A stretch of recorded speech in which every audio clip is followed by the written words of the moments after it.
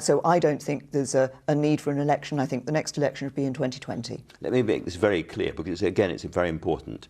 Under current law, the next election will be in 2020. No ifs, no buts, no snap elections, no changing the law.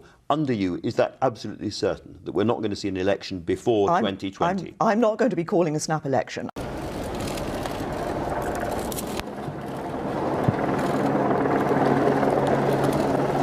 I have just chaired a meeting of the Cabinet where we agreed that the government should call a general election to be held on the 8th of June.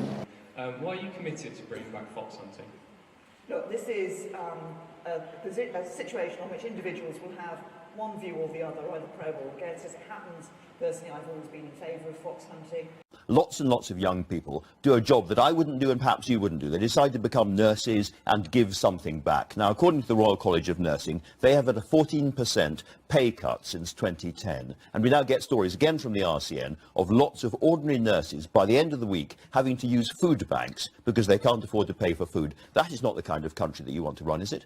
I want a country that works for everyone, not just the privileged few. If we look at what happens, but if we look at what is happening in relation to pay within the National Health Service, in fact, when you look at basic pay together with progression pay, actually for around half of NHS staff, they have annual increase of around, on average, 3% rather than just the 1% basic pay.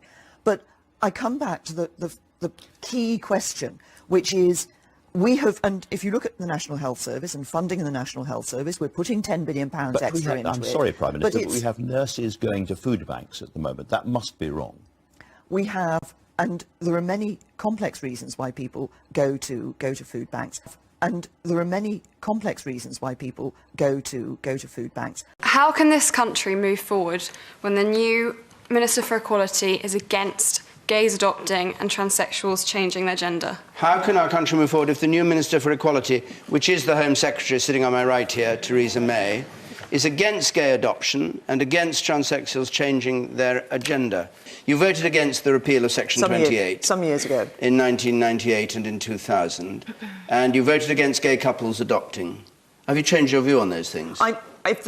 If those votes were today, yes, I have changed my view, and I think I would take a different vote. I tell you that I have changed. I'll give you an